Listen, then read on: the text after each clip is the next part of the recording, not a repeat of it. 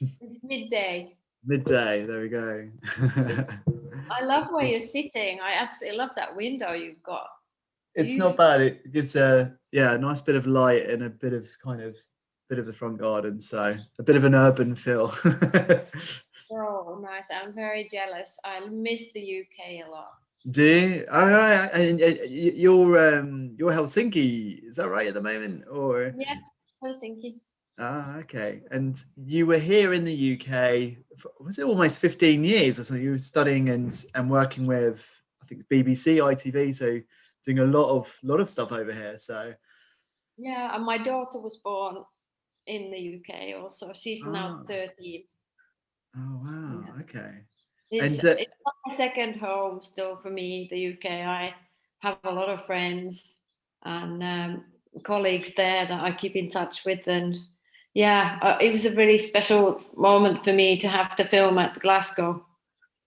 yeah, okay, yeah, because of course with that it was all digital, wasn't it, as well? So it was it must be frustrating not to actually be able to physically come and start kind of visiting and seeing like some of the festivals at the moment, but hopefully not long though. It will change. Yes, well, the signs are kind of good, I suppose. So maybe next autumn, certainly next year, will Yeah. be a different situation, hopefully. How long have you been back based in Finland since? 12 years Okay. exactly this spring. So Wow. yeah, being here and back in my home turf or on home turf, it's been an interesting journey. I never thought I would come back. I really thought I would stay in the UK. So it's all a bit of a surprise still for me that I'm here and I've been here for so long. And but but yeah, I'm glad I came back. And Finland's a lovely country to bring up a child and also to be connected with my family because I was away for so long. Hmm.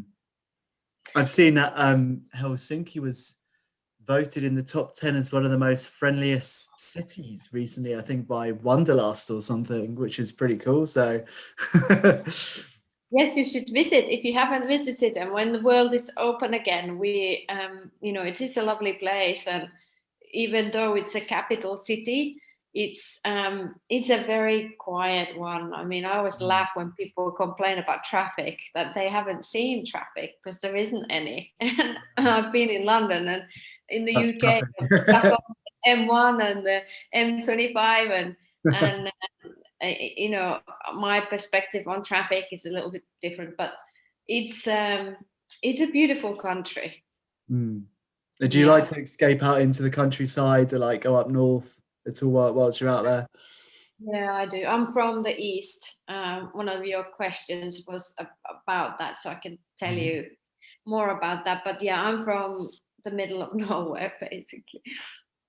I'm from a small town that's as big as London in area, but Okay. that has about maybe 8,000 to 9,000 residents, so very sparsely populated.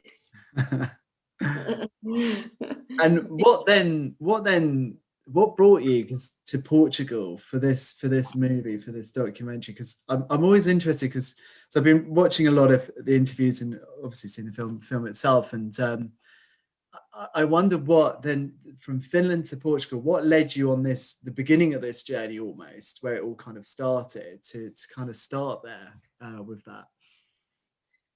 What led me to Portugal? Well, I've always been a curious person. Mhm. I'm a journalist by background, and I've always kind of gone after what's interested me and never sort of stopped myself. And that's often led me to great passions in the end. It's been like a roadmap that, of course, I don't just do anything, but if I feel strongly that something is pulling me, I try to rather follow that than fight against that. And 3 years ago, exactly today that we're speaking, I left Wow. Finland for Portugal, Huh? and that was to go and spend a week at a yoga and surf retreat to break a long kind of path. I had just finished, resigned from Yle, where I had a staff job as a producer and director for 9 years, and I came to the end of one path, and I wanted to break it somehow and just like totally download everything and recharge my creative creativity. Mm. And so I went to Portugal, and then I came back with a film. And how did that happen? Yeah. It's it's a long story, but basically back in 2017, I had I had seen an article about women in the US surfing the biggest waves in the world and fighting for equality. And back then I didn't know anything about big wave surfing, but I've always been really interested in the ocean. I love being by water, and water has been one of those things that have always pulled me. Okay. And the ocean waves, I love being by big ocean waves. They really feed my creativity. And so I went down the keyhole and found out that there were the biggest waves in the world existed in a place called Nazaré, Portugal. And 3 years ago, when I went on this retreat, I had some questions with me. Mm. And luckily, the place where I stayed was owned by two lovely people who were connected to the big wave surfing community. And while we were there doing yoga and surfing, I just kept asking them questions about surfing, and I got to read some books during that week. I totally immersed myself into this, into surfing, because I wanted to learn more about it. And I got to meet João de Macida, who happened to live around the corner where I stayed. He was back then top six male surfers and a big wave surfer. And me and Joao had a chat about the psychological side of big wave surfing. And that's where it all began to kind of take steps in my head towards something that I knew was going to have to be made into something. And that's where I didn't stop myself. I kept asking questions, and I found out that there was one woman in the whole of Portugal, or one Portuguese woman who surfed those big waves in Nazaré, and that she was little.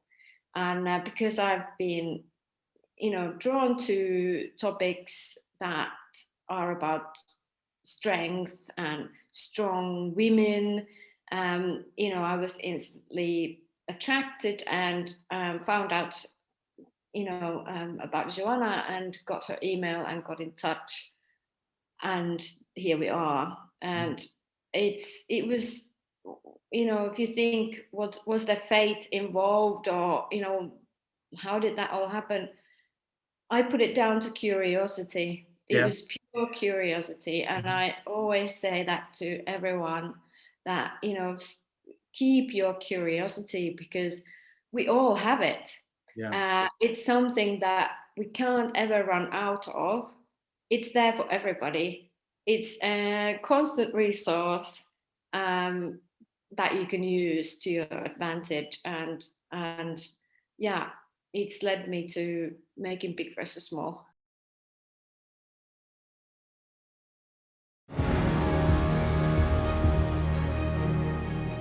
Mas todos nós queremos puxar um bocado os limites e perceber o que é que há lá, do outro lado.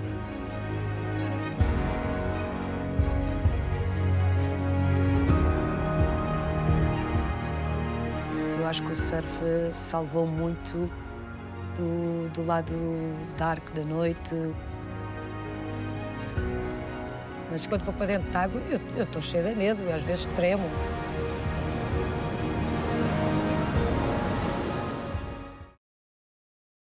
Yeah, and it's a fantastic, absolutely fantastic documentary. I like, for me, I mean, it's funny.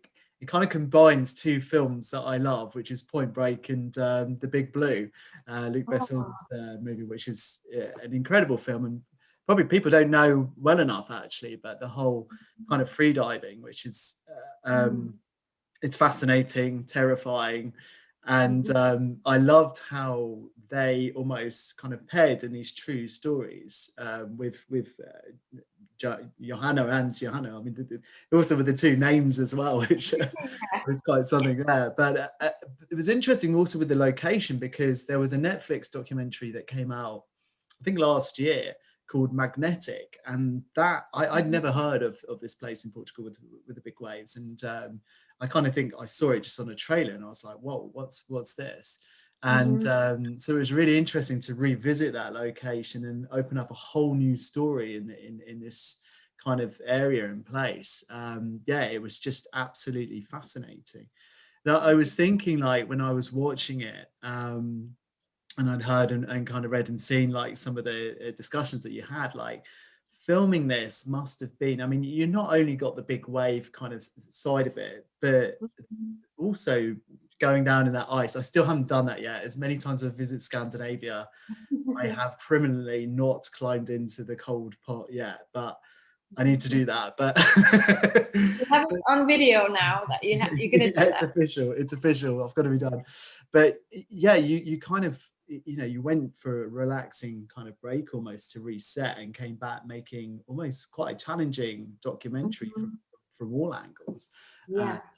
Was there ever a point where you were like, oh, whoa, you know, what am I doing? Like, this is crazy, or did you really just get the feel into it and kind of get stuck in, I guess? But I did totally get just stuck in. I felt like that week 3 years ago, when I spent some time just on my own, reflecting what I had done in my career before this, and kind of planning what I was going to do next.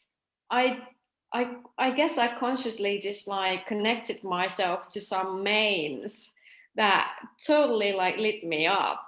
And that's all I can describe. I've been supercharged since then, and because I can now, I'm an independent, and I can make films that I want to make, and in a way that I want to make them. That's also very empowering. And so whatever I had to do to make it, I did. And there was, well, I mean, of course, the big wave surfing filming and the under ice diving, they were really challenging, um, and dangerous. There were moments where, I had butterflies in my tummy. I guess if I had to pin down one moment where I maybe had that, like, oh my God, what am I doing? Was when I first had a Skype with Tim Bonythan, who is the surf cinematographer in the film. And Tim told me that every time, the night before a shoot in the big waves, he never sleeps. And like, he told me how scared he is. And that's when I thought, oh my God, what am I making him do? But then in the next sentence, he said, but I love it. And, it's what I want to do. And he's described it, his passion, a bit like a fisherman who's always after the bigger fish. He's always after that bigger and most spectacular wave. And I guess for me, I'm always after a bigger story, or a more compelling story that moves something in me, and then through that moves something in you. And yeah, there was just that one moment where I thought, oh my God, this is so dangerous, and like, but it lasted for a very short moment. Yeah. I guess when you got the expert, like the guy, who's done it all the time, just suddenly say something like that, you're like, oh, hang on, what? Yeah, I had to really slow down there and think, like, what did you just say? And like, what about your wife and your kids? But then, they used him doing this, and the most beautiful thing, about Tim was that, because I got to spend a lot of time with him in Nazaré. We spent 3.5 weeks with my crew there, catching those waves. That he really is so connected to, I guess, his inner child or whatever, really genuinely creative side we have. He is the one who's up on, the cliffs at Nazaré at 6:30, 7 a.m., like so excited about the waves that are going to come. And like, it used to call me really early in the morning, like, okay, you should get in the car now. And now today's a good day. And that excitement and that passion and that true like joy of doing something really scary just really made me think that there's someone really connected to what he is meant to be doing. And I feel the same about what I do, and that's why I make films the way I do. Yeah. And was there a lot of, I was going to ask, how long did the process take in filming it? Because obviously there was the patience of waiting for when the waves were going to be. And I think there's a certain time, isn't there? It's like September, I think I might have read somewhere. But then you've got that mixed in with when the kind of the Finnish part of the movie, the kind of second part almost, where it's all iced over and you've got the winter. So how long did the film process almost kind of take in terms of that and kind of come about? Well, I would say 2.5 years all in all. Because the first shots I filmed were in June 2018, Okay. only like a few months after I visited Portugal for the first time. And we finished filming in November 2019. So in that kind of window, we did it. It was very challenging. And, that was the stressful part for me because we had to go when we had to go. Like the under ice diving had to be done on those dates that we had booked, or else it wouldn't have got done. That winter, we didn't have much snow and ice. It was really challenging because the nature didn't give us quite what we What you needed. needed, It yeah. was only just like thick enough for us to stand on. And this year is a different winter because we've had the best winter in 10 years. So, right now, you'd have no problems. And the same with the big waves because they come at a certain time. And this whole package took a lot of planning. And to add to the mix, the fact that I didn't get film industry funding to enable me to, go when I needed to go, I had to take a lot of risks and fund independently so that we got this made. The simple fact that nature was one of the biggest dictators of how this would turn out. I had to go with that. It paid off well, and it's an absolutely incredible film, and so we can't wait to actually share it. Do you know when it will get more kind of released? So we saw it at Glasgow Film Festival. Have you got a kind of more open UK or European release for the film? I hope so soon. That we are considering options and opportunities at the moment, Cool. and I'm hoping we may be able to go for some theatrical runs, perhaps because the film really lends itself to the big screen. Yeah, I can imagine. Yeah, totally. Yeah. Yeah. And of course, I wanted to go to TV and digital distribution. So yes, we hope to bring it to the UK and to as many countries in the world as we can. Yeah. So my hope is to find global distribution for it. And the best place to kind of follow where we are is the film's website, BIGvsSMALL documentary.com. I update a list there regularly when we get new dates for festivals. We have some new ones coming up very soon. We are at 3 different festivals in May, which I can't yet name, but those names will be on the website soon. Excellent. And it's been a really busy few months. And yeah, I was seeing it's the pandemic. We've been to so many countries already.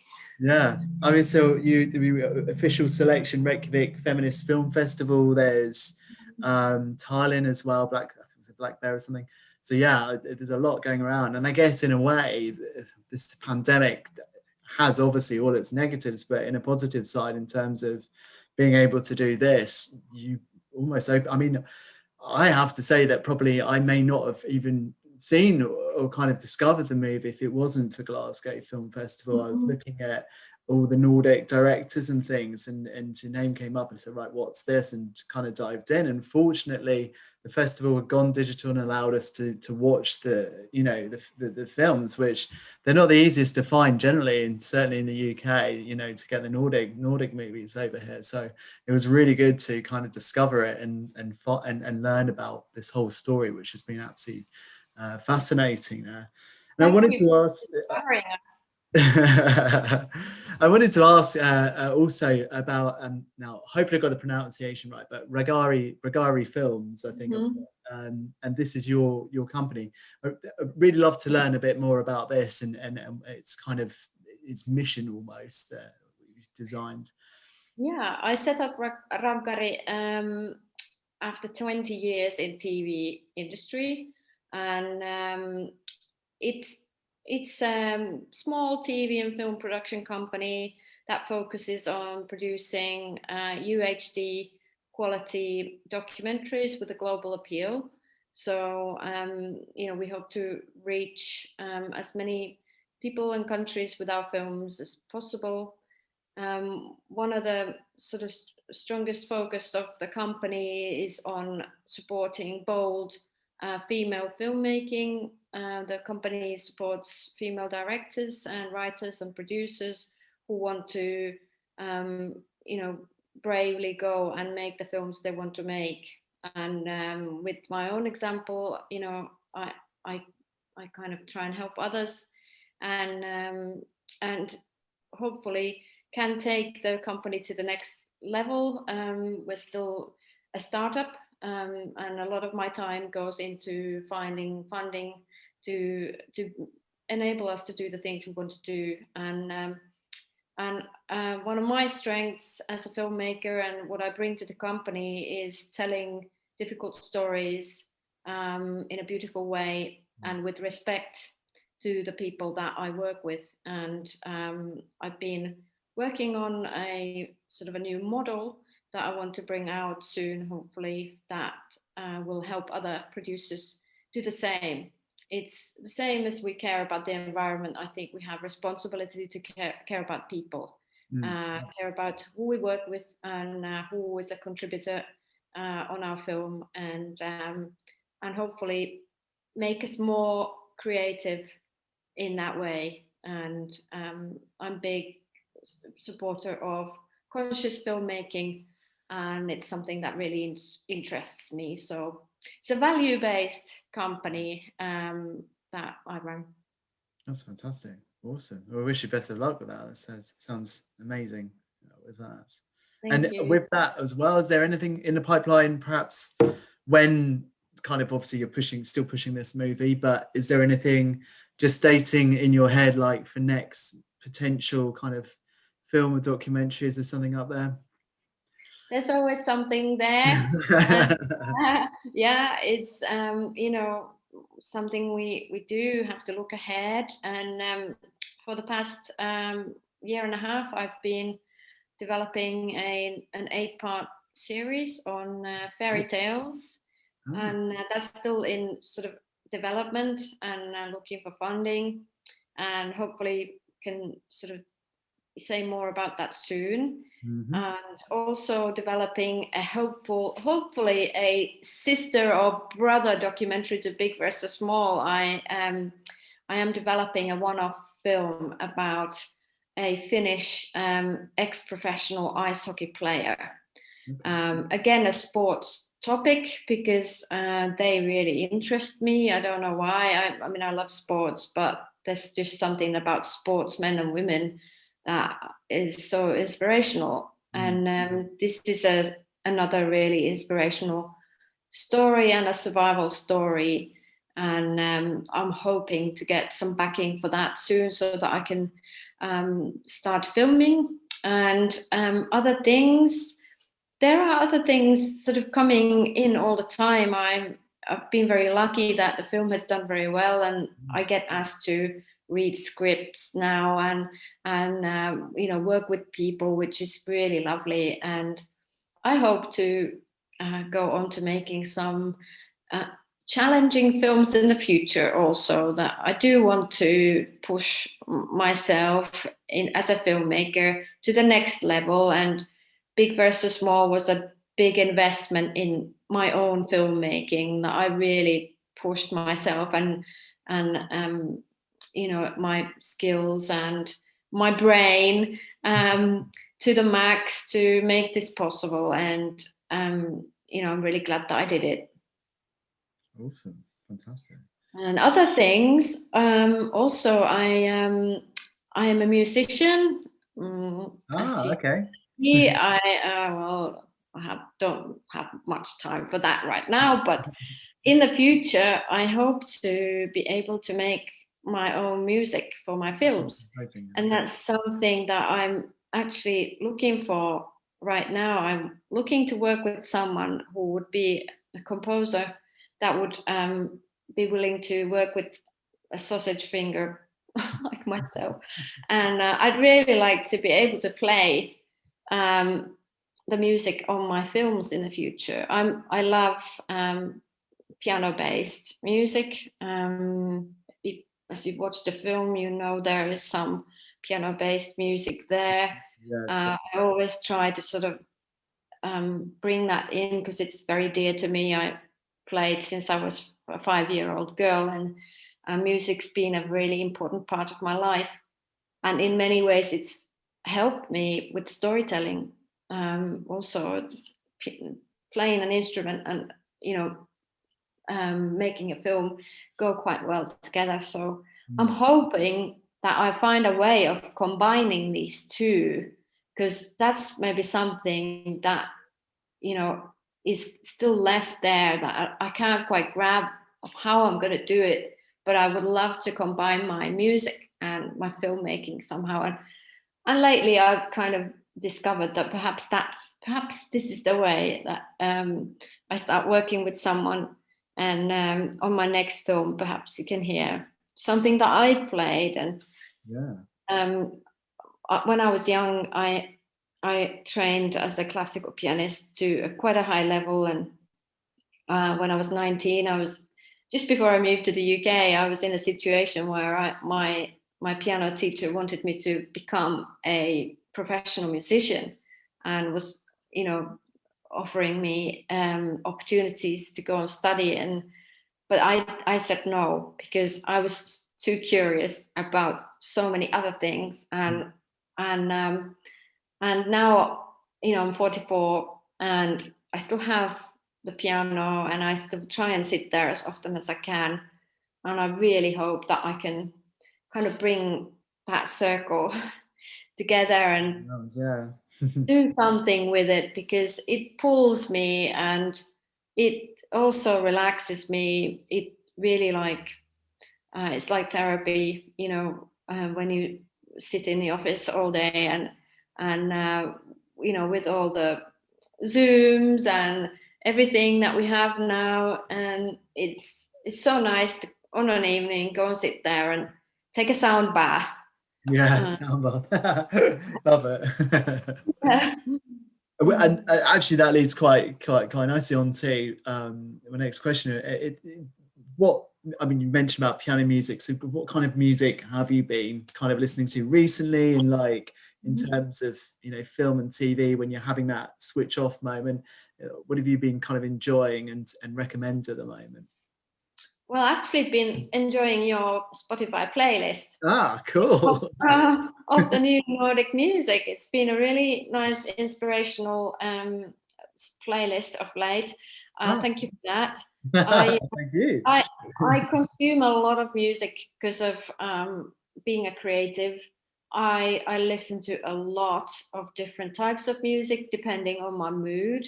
Music is really with me all the time.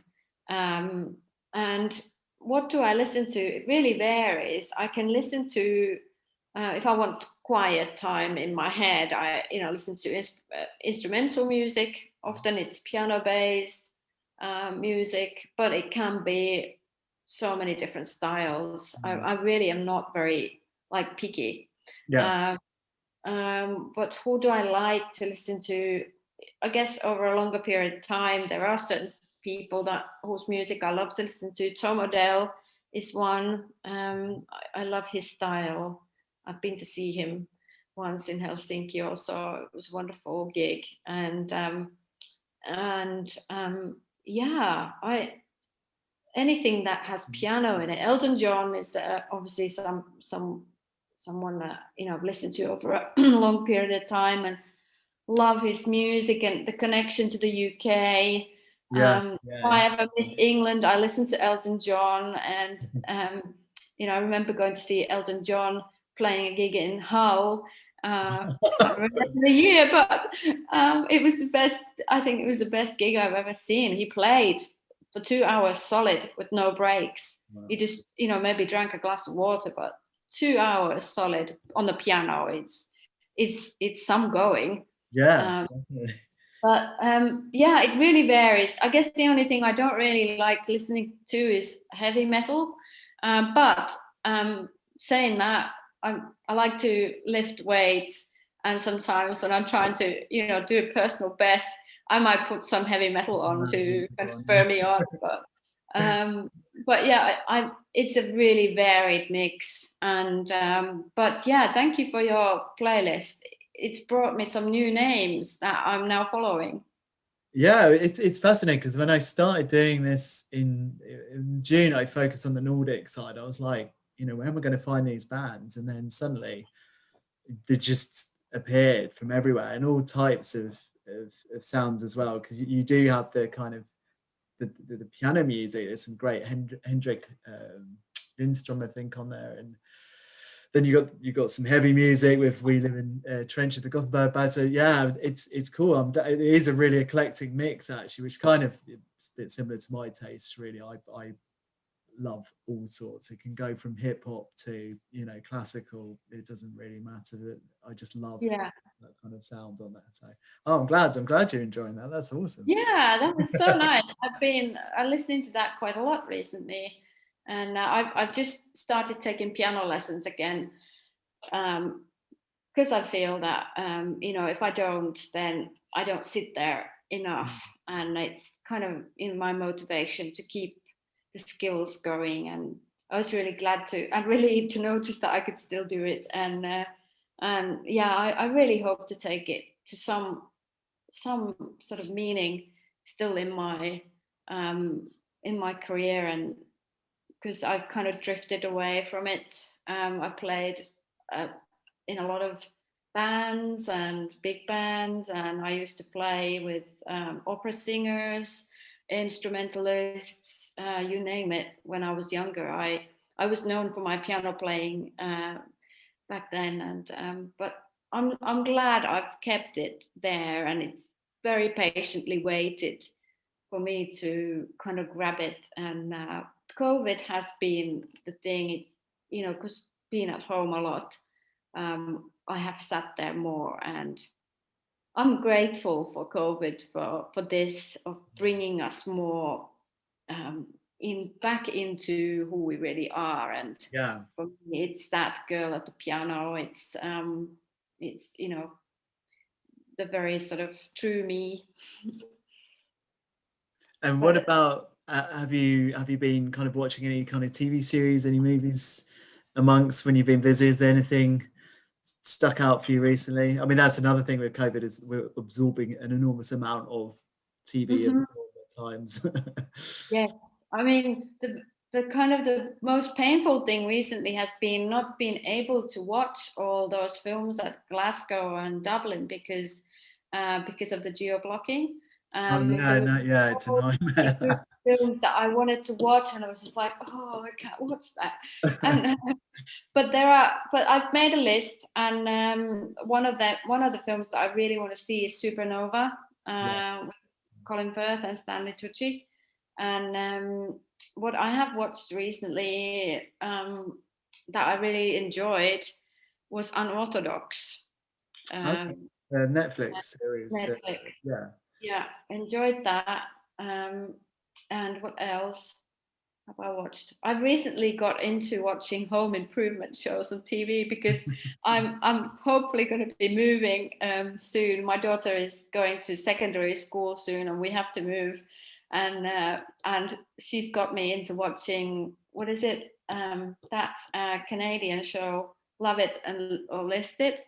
That where the people have to choose whether they want to keep the home that's been renovated or buy a new house. I've got totally hooked on this. I'm watching. I'm so like watching an episode every night, and I'm loving it.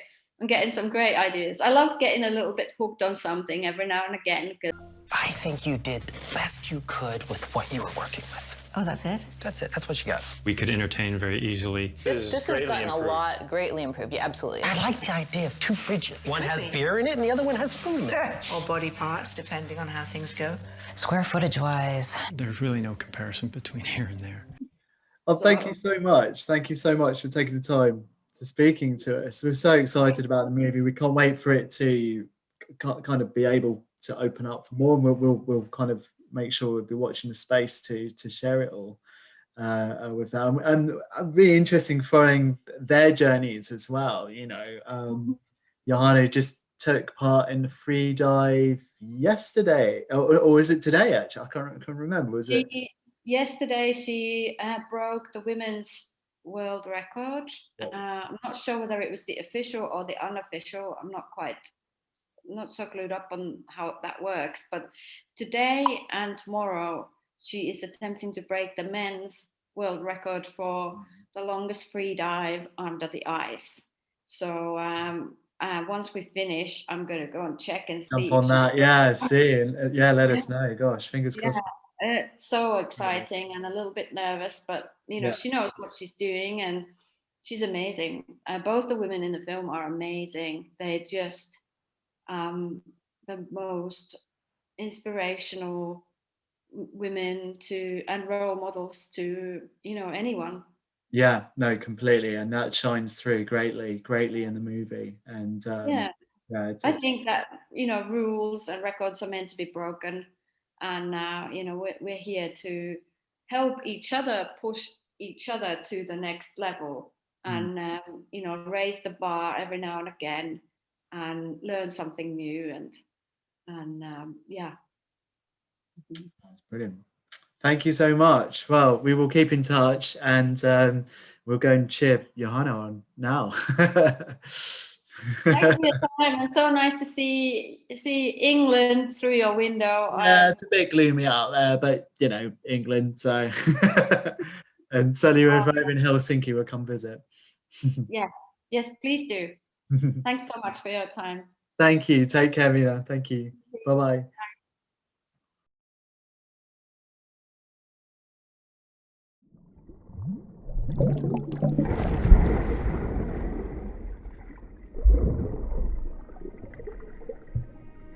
Há tantos medos que nós guardamos e que não conseguimos desbloquear.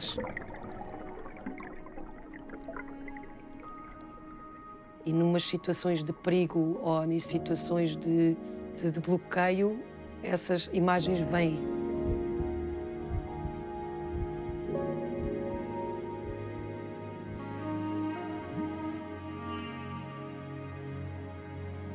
E ao longo do tempo comecei a gostar de puxar pelo meu corpo, ficar sem respirar algum tempo para ver onde é que me levava. Que eu fui aplicar nas ondas, e a verdade é que se calhar eu faço este desporto e o desportos de altos riscos, uma pessoa às vezes quer morrer, quer passar para outro estado, mas depois chega um ponto em que está lá e diz não, eu não quero.